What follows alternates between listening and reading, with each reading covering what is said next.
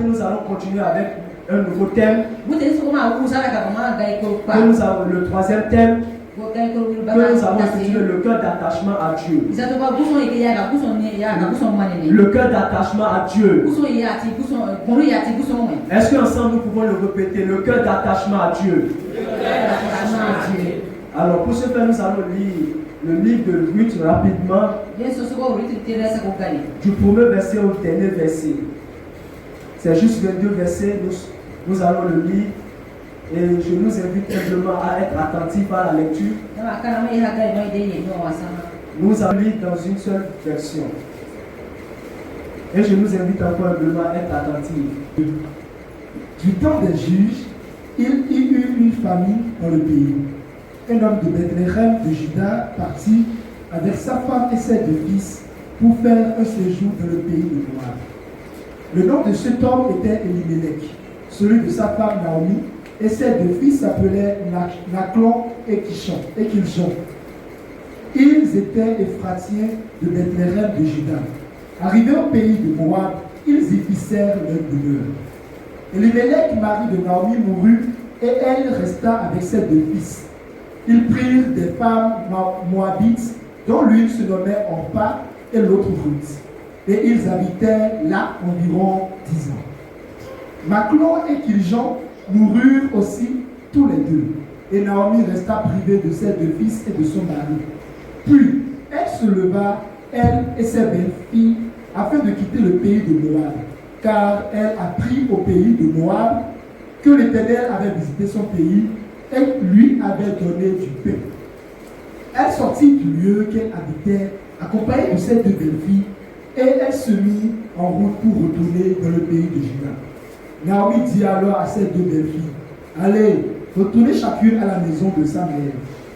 Que l'Éternel use de bonté envers vous, comme vous l'avez fait envers ceux qui sont morts et envers moi. Que l'Éternel vous fasse trouver à chacune du repos dans la maison de Marie, et elle les baisa. Elles élevèrent la voix et pleurèrent. Et elles lui dirent, non, nous irons avec toi de ton peuple. Naomi dit, retournez mes filles, pourquoi viendriez-vous avec moi? Ai-je encore dans mon sein des fils qui puissent devenir vos maris? Retournez mes filles, allez, je suis trop vieille pour me remarier. Et quand je dirai, j'ai de l'espérance, quand cette nuit même, je serai avec un mari et que j'enfanterai des fils, attendriez-vous pour cela qu'ils aient grandi? Refuseriez-vous pour cela de vous marier? Non, mes filles, car à cause de vous, je suis dans une grande affliction. Ce que la main de l'Éternel s'est... Je suis dans une grande affliction de ce que la main de l'Éternel s'est étendue contre moi. Et elles élevèrent la voix et pleurèrent encore. Orpa baisa sa belle-mère, mais Ruth s'attacha à elle. Naomi dit à Ruth, voici, ta belle-sœur est retournée vers son peuple et vers ses dieux. Retourne comme ta belle-sœur. Ruth répondit, ne me presse pas de te laisser, de retourner loin de toi. Où tu iras, j'irai. Où tu demeureras, je demeurerai. Ton peuple sera mon peuple et ton Dieu sera mon Dieu. Où tu mourras, je mourrai, et j'y serai enterré. Que l'Éternel me traite de toute sa rigueur, si autre chose que la mort vient à nous séparer de toi. Naomi, la voilà décidée à aller avec elle, c'est ça ses instances.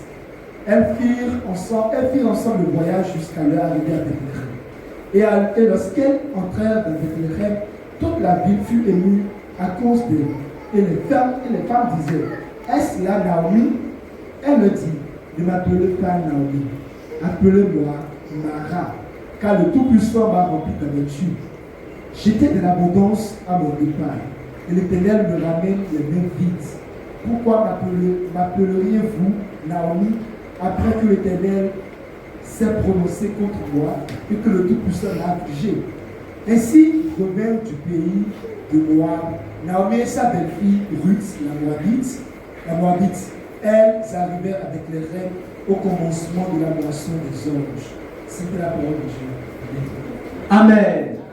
Amen. Amen. Le texte que nous venons de lire nous raconte l'histoire d'une famille.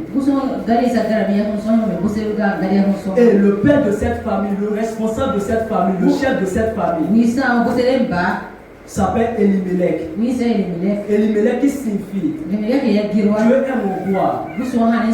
Dieu est roi. C'est ce que signifie son nom. Ce père de famille a pris sa famille, sa femme et ses enfants. Et ils sont allés dans un pays du moins maudit, qui s'appelle Moabit. Qui s'appelle Moab, le pays de Moab. Ce pays est issu de l'insecte.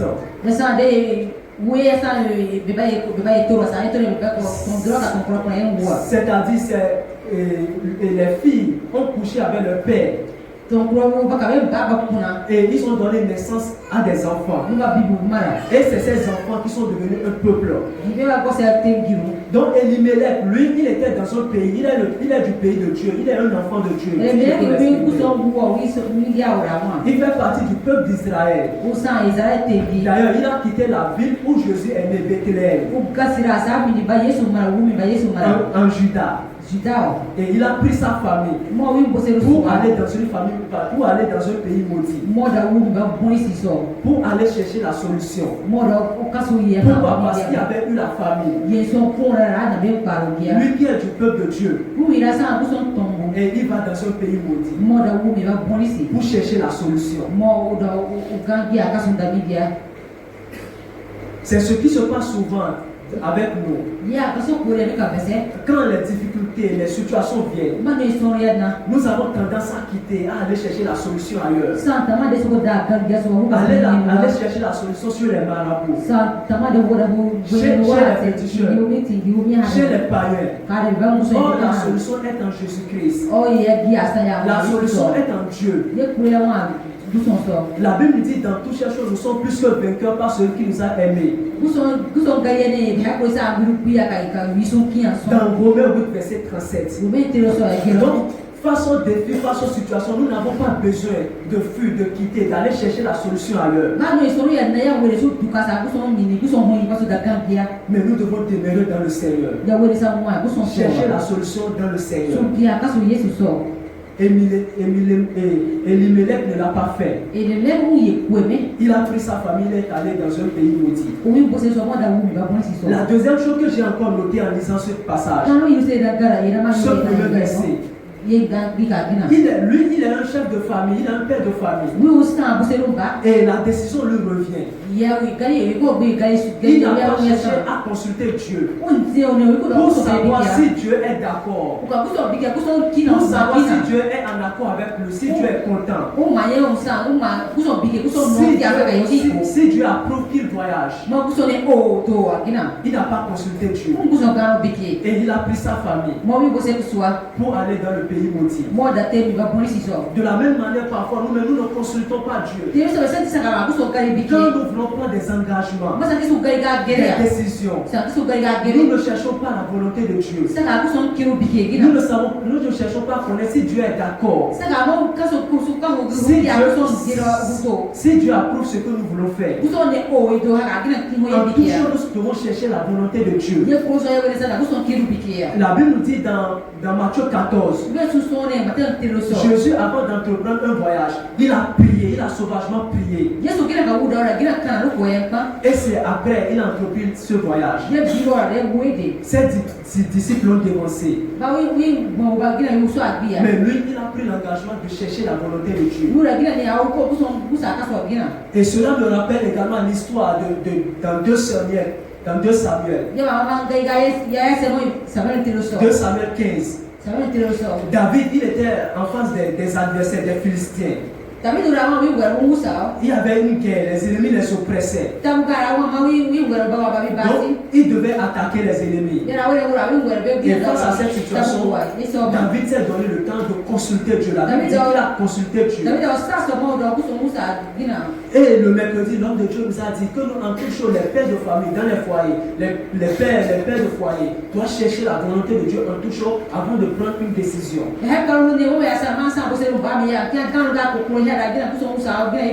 Un enfant de Dieu ne prend pas une décision en l'air. Un enfant de Dieu ne voyage pas en l'air. Tout ce qu'un enfant de Dieu doit faire doit être sur la décision de Dieu. Doit être basé sur la volonté de Dieu. Le Seigneur nous assiste à chercher la volonté de Dieu en toutes choses dans le nom de Jésus. Et quand il a fait cela, il a eu des conséquences. Lui-même qui fuyait la famille, mais il est parti retrouver la mort. Ces deux fils sont également morts. Et c'est resté sa femme seule. Et ses belles-filles.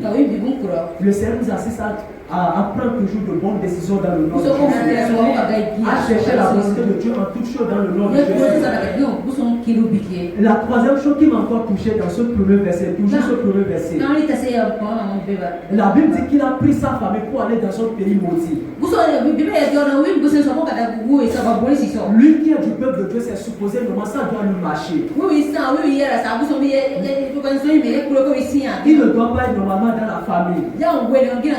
Il ne doit pas être normalement dans les crises. Et cela nous révèle que même si nous sommes dans le Seigneur, nous pouvons avoir des problèmes, des difficultés, des situations. Les gens pensent que quand on devient enfant de Dieu, c'est fini. Il n'y aura pas de problème, il n'y aura pas de situation.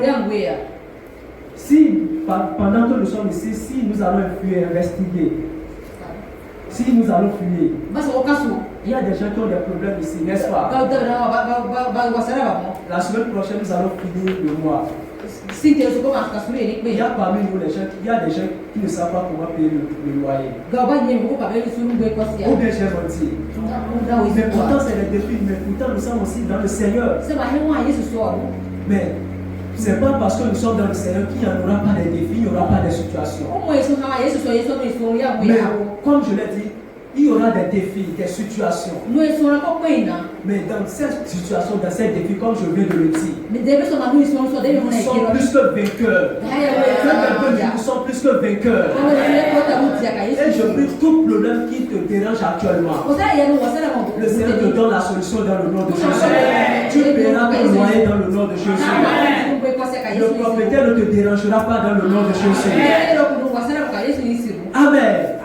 Donc il est parti dans un pays maudit. Lui qui est le peuple de Dieu. Lui qui est supposé que ça lui marche. Et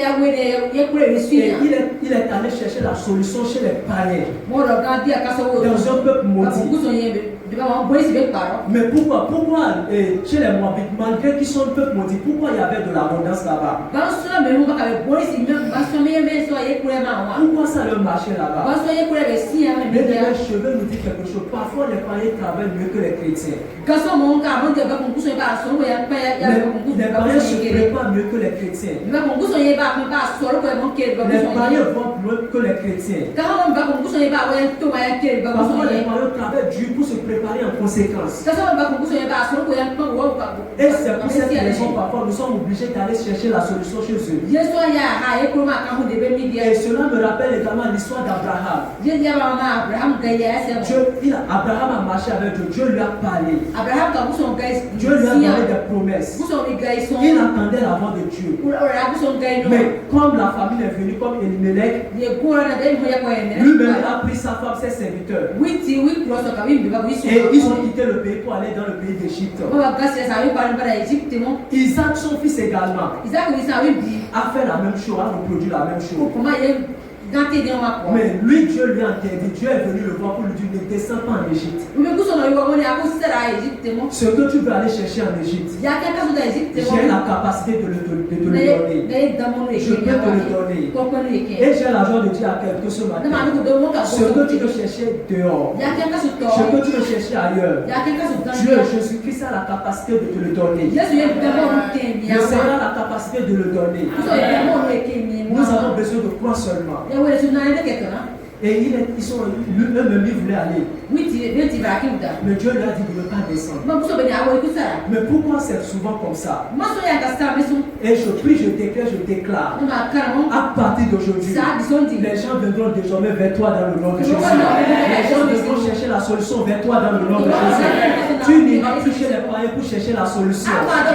Dans le nom de Jésus. Désormais, c'est toi qui seras le chef, le patron. C'est toi qui vas créer les microfinances et financer les gens et donner du crédit aux gens. C'est toi qui seras le directeur, le chef d'entreprise. Dans le nom de Jésus. Et je commande à toutes les richesses de cette nation de venir vers toi dans le nom de Jésus.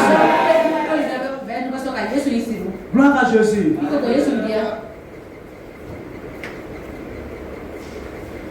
Est-ce que nous sommes ensemble?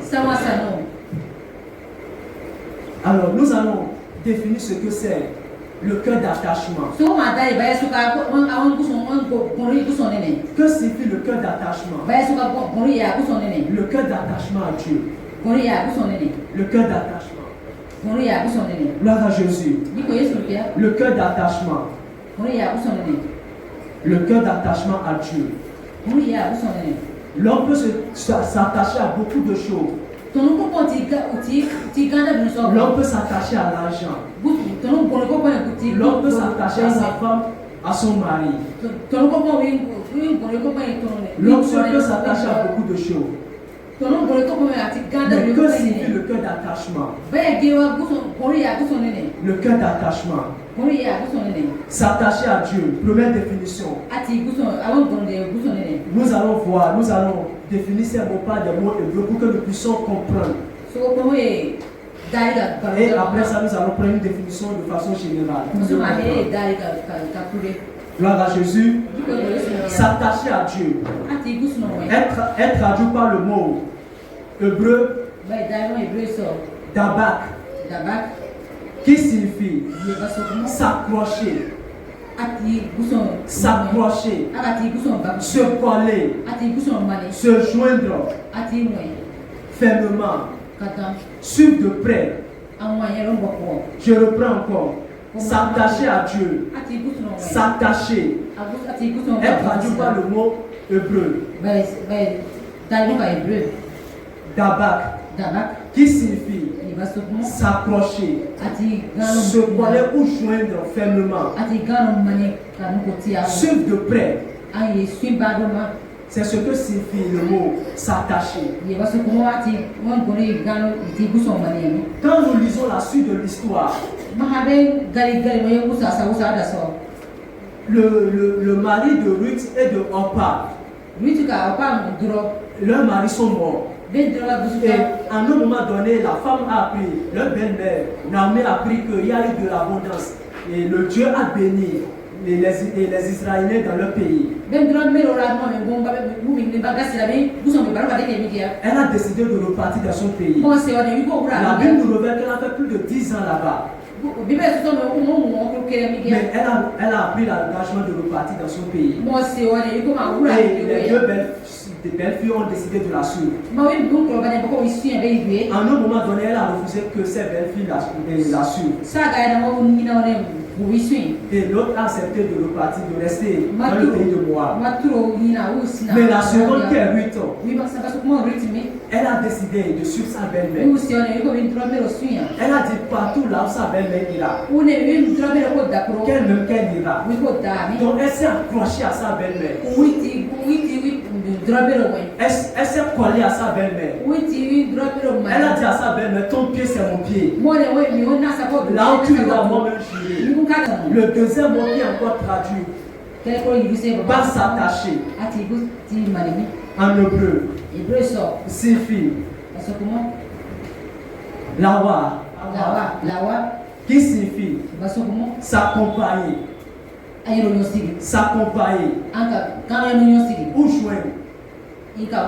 Donc Naomi a décidé d'accompagner sa belle-mère dans ce pays étranger qu'elle ne maîtrise pas, qu'elle ne connaît pas. Gloire à Jésus. Et la troisième définition par hébreu, s'attacher, est aussi traduit par le mot hébreu samad, qui signifie lier ensemble. Elle a dit, ton Dieu sera mon Dieu, ton peuple sera mon peuple. Donc elle s'est liée à sa belle-mère. Elle s'est liée ensemble avec sa belle-mère. Elle se voyait dans sa belle-mère. Gloire à Jésus. Est-ce que nous suivons attentivement? Ne dormons pas. Si nous sommes ensemble, balançons les mains. Amen. Maintenant, nous allons définir correctement pour que nous puissions comprendre. Le cœur d'attachement. Le cœur d'attachement à Dieu est un cœur qui choisit volontairement de rester fidèle à Dieu et à ses voies, même quand cela demande de sacrifice. Le cœur d'attachement à Dieu est un cœur qui choisit volontairement de rester fidèle à Dieu et à ses voies, même quand cela demande de sacrifice. Donc le cœur d'attachement, c'est un cœur qui choisit volontairement de suivre Dieu, de s'attacher à Dieu, de se coller à Dieu, même si cela nécessite de sacrifice. Amen, amen. La Bible dit même si cela nécessite de sacrifice. Quand nous confessons le Seigneur Jésus-Christ comme Seigneur et Sauveur, nous donnons l'autorité à Jésus-Christ, à Dieu, de le suivre fidèlement, même si cela nous amène à être confrontés à des difficultés, à des défis, à des situations. Nous sommes faibles. En suivant le Seigneur, cela va nécessiter de sacrifice. Parfois, on est obligé de fermer notre boutique à l'heure à laquelle nous ne devons pas fermer. Pourquoi? Parce que nous devons venir suivre le programme de Dieu. Et que le Seigneur bénisse notre maman et notre pasteur. Il y a quelque chose qui se passe pour souvent, ceux qui sont dans les affaires. C'est quand on n'a rien vendu, c'est quand on veut fermer, les clients commencent pas à venir, n'est-ce pas? Et dedans, qu'est-ce que nous faisons? Gloire à Jésus. Parfois, le pasteur crie sur les leaders, sur les ouvriers, que nous, même ce matin, il a encore crié. Quand nous devenons enfants de Dieu, nous n'avons plus de décision, nous n'avons plus de volonté. C'est Dieu qui est notre volonté. Nous devons payer tout le prix pour être à l'heure. Parce que nous avons décidé d'être fidèles à lui, de nous joindre à lui, de nous coller à lui. Ce n'est pas facile, c'est pour ça que la Bible dit même quand cela nécessite de sacrifice selon la définition. Le Seigneur nous assiste dans le nom de Jésus. Parfois nous n'aimons pas entendre ces choses. La chair n'aime pas entendre ces choses. Parfois nous somnolons quand nous entendons ces choses. Mais quand il s'agit de la bénédiction, tout à l'heure nous avons dit Amen, Amen. Le Seigneur nous assiste dans le nom de Jésus. Gloire à Jésus. La deuxième définition. Le cœur d'attachement à Dieu désigne une disposition intérieure profonde où une personne est liée à Dieu par l'amour, la foi et la fidélité. Donc le cœur d'attachement à Dieu désigne une disposition intérieure profonde où une personne est liée à Dieu par l'amour, la foi et la fidélité. Donc ici, selon la définition, celui qui dit qu'il a un cœur d'attachement à Dieu,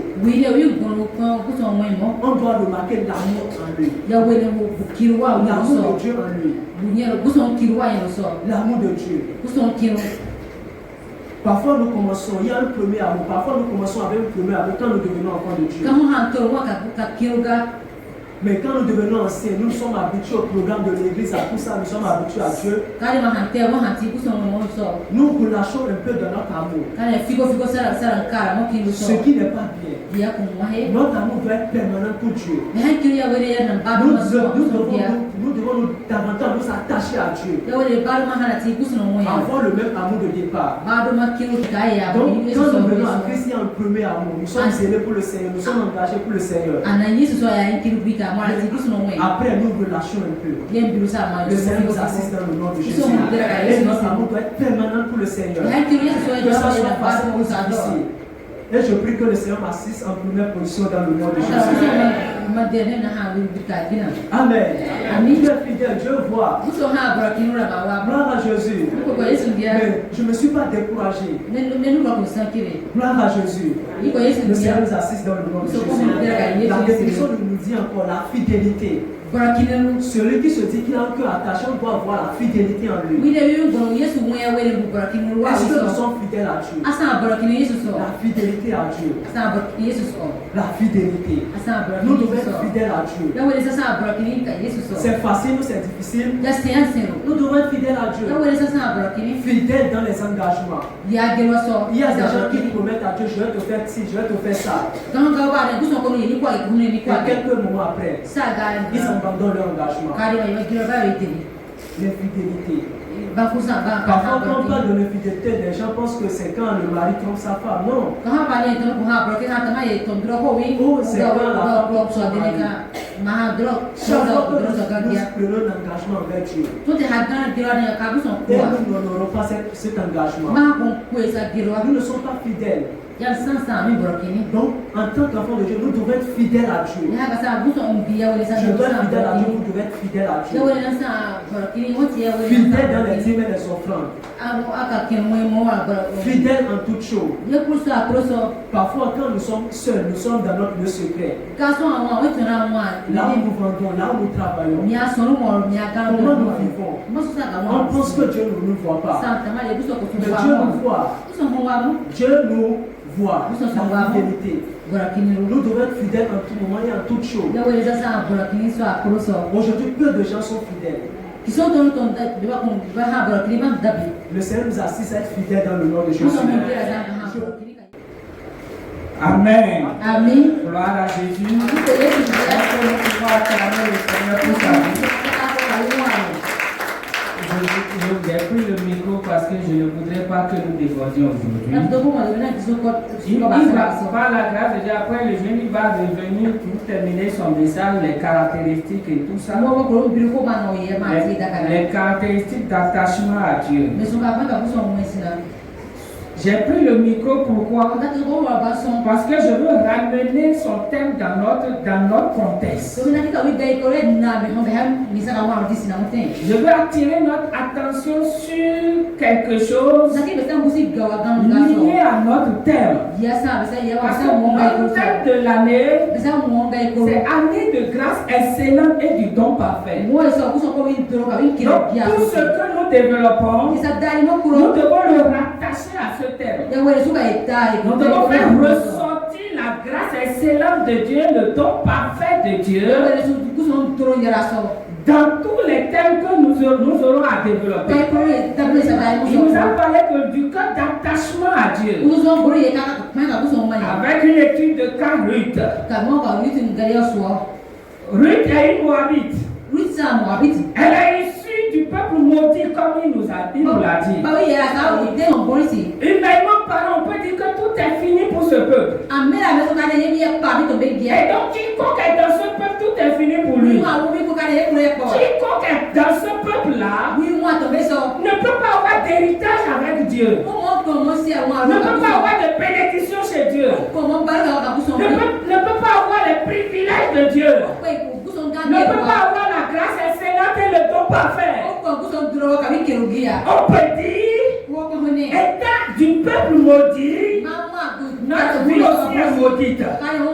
Mais il y a quelqu'une qui a décidé de renverser les données. Elle a décidé de renverser l'ordre des choses. Elle a décidé de défier Dieu pour que Dieu en retour la défie. Elle a défié Dieu par son attachement. Et Dieu va la défier aussi par sa bénédiction à travers la grâce excellente et le don. Gloire à Jésus-Christ. Ruth est en train de nous dire, même si nous sommes issus d'une famille maudite, même si la malédiction est dans notre famille, c'est une malédiction qui ne dit pas son nom. Une malédiction coriace. Au bout, personne ne peut réussir dans notre famille. Nous sommes en train de nous dire que nous pouvons changer les données. Comment? En nous attachant à Dieu. Lisons notre texte de Ruth. Regardons Ruth dans son attachement.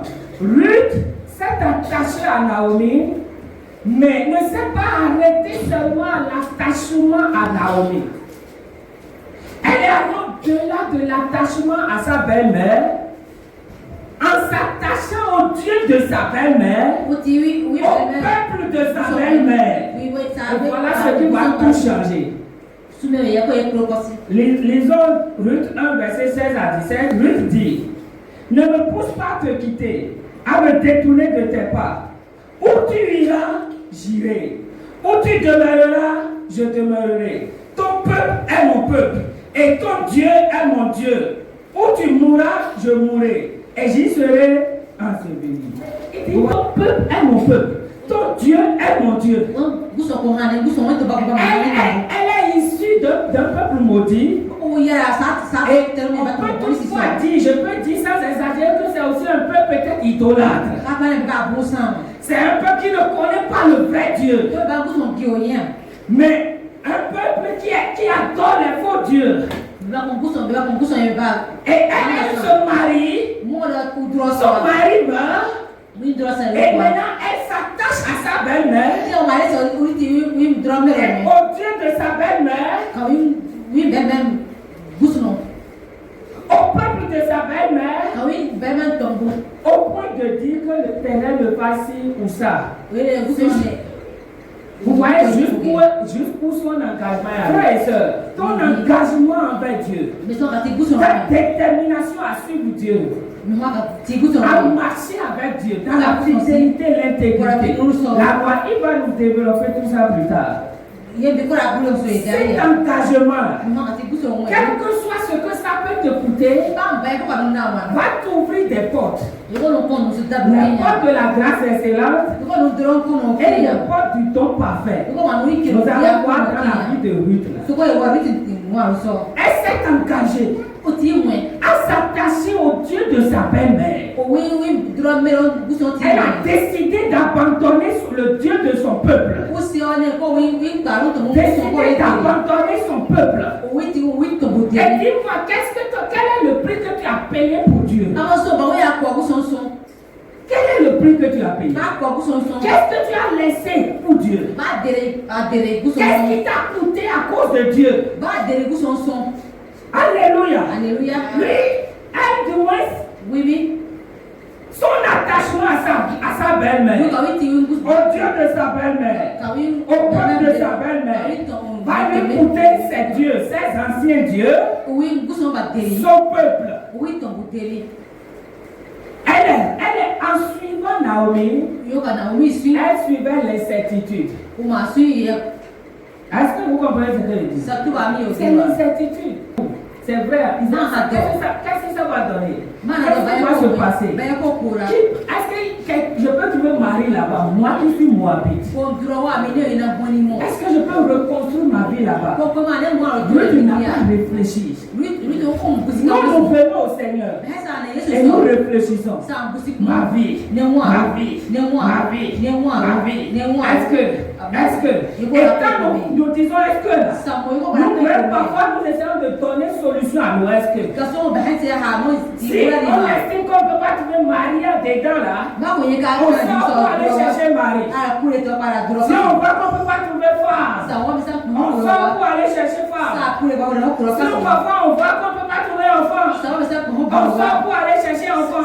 Et on revient encore. On sent que nous sommes en train de faire du mal à quelqu'un d'autre si ce n'est qu'à nous-mêmes. Ruth n'a pas fait ça. Ruth n'a pas mis la main à la charrue pour regarder en arrière après. Elle n'a pas dit je vais te suivre. Mais je vais revenir chercher Marie dans mon peuple. Elle n'a pas fait ça. Maintenant pour conclure, Où se situe la grâce excellente et le temps parfait? L'attachement de Ruth à Dieu là. À travers Ruth, Naomi là, en s'attachant au Dieu de Naomi qui est le vrai Dieu, au peuple de Naomi qui est le peuple de Dieu. Quelle grâce excellente elle peut avoir?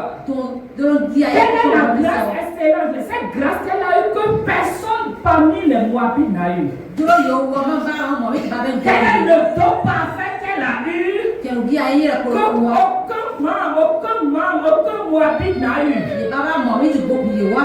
Ouvrons nos Bibles dans Ruth chapitre 4. Lisons à partir de 9.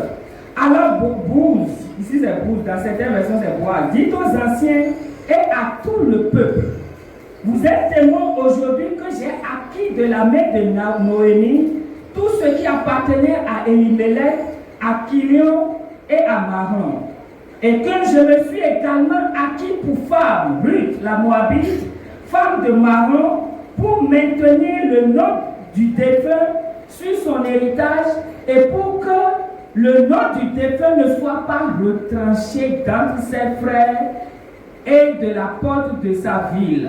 Vous en êtes témoins. Regardez, quand je m'arrête là déjà, il y a une grâce excellente.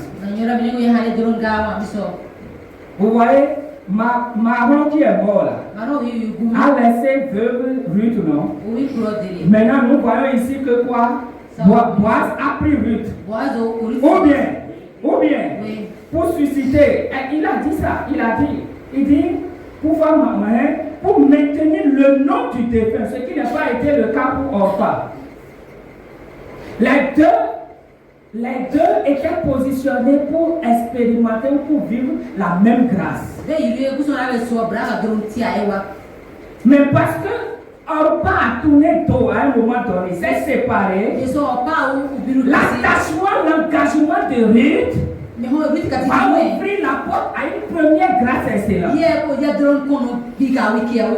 La grâce excellente manifestée dans ce verset-là, et Dieu va lui donner une faveur excellente, imméritée.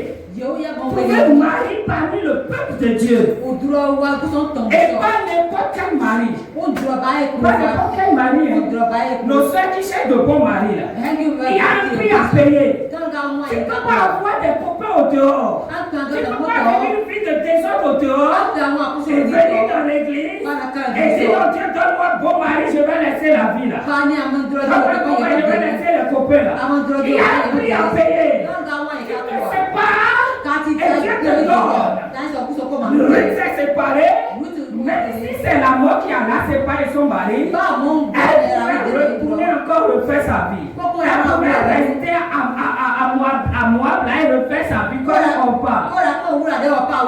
Elle a décidé de quitter, donc de ne rien savoir de Moab, de ne pas prendre mari Moabite. Et Dieu va lui donner quoi? La grâce, la faveur excellente vient. Elle fait quoi? Pas un don parfait. Le don là est parfait. Elle peut jamais avoir ce mari là à moi. Un mari excellent. Un mari riche. Un mari béni. Et un mari qui est de la lignée de Jésus. Et qui va faire de Ruth l'arrière-grand-mère de Jésus. Vous imaginez? C'est ça la grâce excellente de Dieu. Elle va mettre au monde un fils. Et ça c'est le don parfait. Et cet enfant sera le grand-père de qui? Le grand-père de David, le grand roi d'Israël. Alors, continuons la lecture. Tu ne peux pas t'attacher à Dieu sans rien. Sans rien recevoir. L'attachement, tu payes un prix pour t'attacher à Dieu. Dieu est reconnaissant à travers le prix que tu as payé là. En payant aussi quoi? Ça c'est mon évangile. En payant aussi le prix pour te bénir. Si je peux dire que Dieu a déjà payé tout. C'est une manière de parler. Parfois, nous disons, moi j'ai abandonné ceci. Moi j'ai abandonné ça. Moi je suis Jésus. Qu'est-ce qu'il m'a donné? C'est de l'ingratitude. Ou bien on n'a pas réellement quitté.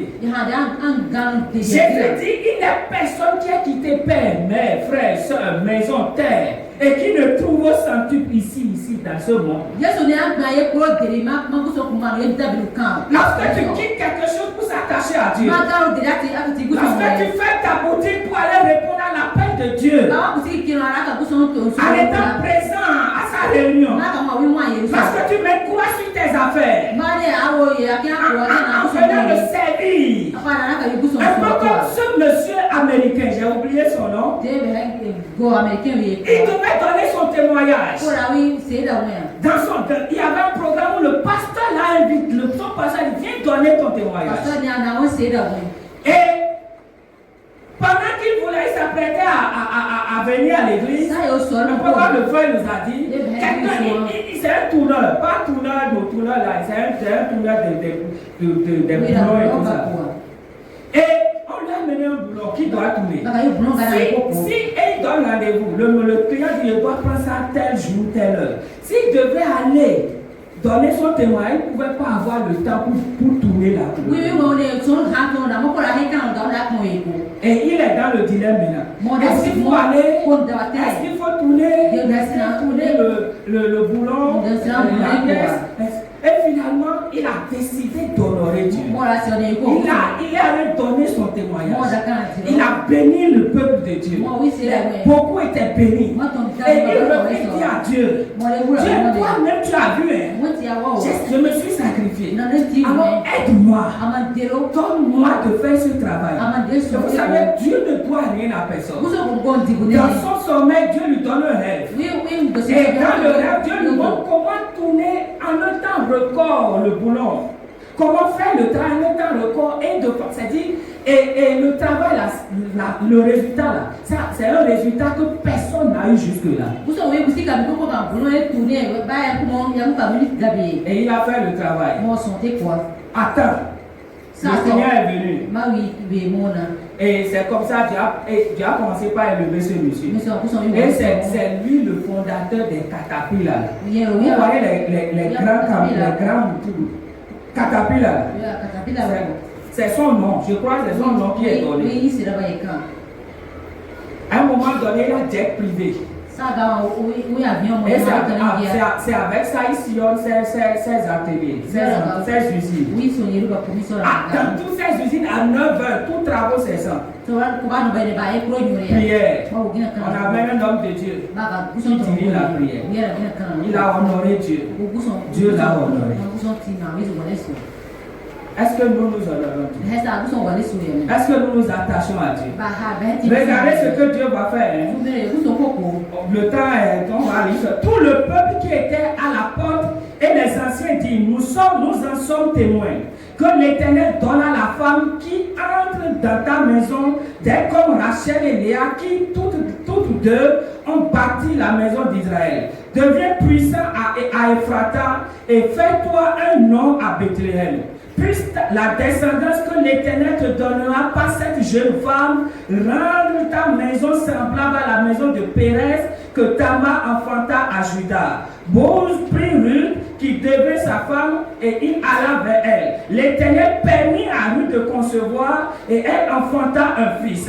Les femmes dirent à Noémie, béni soit l'Éternel qui ne t'a pas laissé manquer aujourd'hui de rédempteur dont le nom sera célébré en Israël. Il te fait revenir à la vie et soutient ta vieillesse, car ta belle-fille qui t'aime l'a enfantée, elle qui vaut mieux pour toi que 7 fils. Noémie prit l'enfant et le mit sur son sein, et ce fut elle qui l'éleva. Les voisins lui donnèrent un nom en disant, un fils est né à Noémie. Elle l'appelait du nom d'Obed. C'est lui le père d'Isaïe, père de David. Père de qui? Ruth va donner naissance à Obed. Obed sera papa de papa de qui? De David. Donc sans Ruth là, on ne pouvait pas avoir David. Et sans David, on ne pouvait pas avoir Jésus. C'est ça ce que l'attachement donne. C'est ça la grâce excellente. Elle te donne une faveur qu'aucune personne dans ta génération ne peut avoir. Et elle te donne un don qui comble les attentes, qui comble les vides, qui n'est sans défaut. C'est ça ton papa l'a défini au début. Israël a besoin de sauveur. L'humanité a besoin de sauveur. Tu as mis son processus en marche. Quelqu'un va se décider de rentrer, vaille que vaille, dans ce processus. C'est pas Dieu qui a pris lui qui l'a mis dans ce processus. Dieu dit, moi je suis un peuple maudit. Ma vie est une vie maudite. Mais je refuse de demeurer comme ça. Je refuse que ce nom ait d'impact et d'accomplissement dans ma vie. Je décide de me détacher de moi, de briser ma relation spirituelle et tout avec moi, et de m'attacher au vrai Dieu, de le servir. Et Dieu dit, parce que tu as fait ça, quoi que tu sois issu d'un peuple maudit, moi je te donne la grâce excellente. Je te donne cette faveur de marier un homme, un enfant de mon peuple, qui n'est pas n'importe qui. Et je te permets d'avoir un don, un enfant, qui n'est pas n'importe qui sera l'arrière-grand-père de mon fils unique. De mon fils. Que Dieu vous bénisse. Regarde ton engagement avec le Seigneur. Regarde à quel niveau tu es avec le Seigneur. Quand il y a un petit problème, tu disparais. Quand il y a une petite situation, tu arrêtes d'obéir au Seigneur. Quand il y a un petit problème, tu regardes à gauche, à droite. C'est le moment de se repentir. C'est le moment de dire, Seigneur, aide-moi. Seigneur, aide-moi. Donne-moi de tenir ferme jusqu'à la fin. Est-ce que quelqu'un peut savoir et parler au Seigneur ce matin? Seigneur, aide-moi à reprendre. Comme le frère l'a dit, mon premier amour pour toi. Mon premier attachement à toi, Seigneur.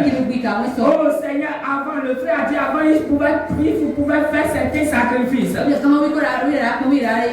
c'est le moment de retourner encore aux anciens sacrifices. Comme Dieu le dit par la bouche de Jérémie, il dit embraser les anciens chemins. Retourne-toi à ton ancien attachement au Seigneur, à ton premier amour au Seigneur, à tes anciens engagements. Tu t'es engagé, servi le Seigneur dans un groupe dans l'église. À un moment donné, tu as disparu. Reviens encore dans ton engagement. Tu t'es engagé, servi le Seigneur. Et maintenant, les épreuves, les défis te font reculer. Ne permets pas aux défis d'avoir raison. Sois cordial, sois perspicace. Dis Seigneur, je reprends mon service. Je reprends mon attachement. Toi qui es venu au Seigneur, mais il semble que tu es encore retourné dans ce que tu avais vomi. C'est le moment de te repentir, de reprendre le Seigneur au Seigneur. C'est le moment d'un nouvel engagement. L'engagement maintenant, non seulement par la repentance, mais maintenant en décidant de s'attacher au Seigneur.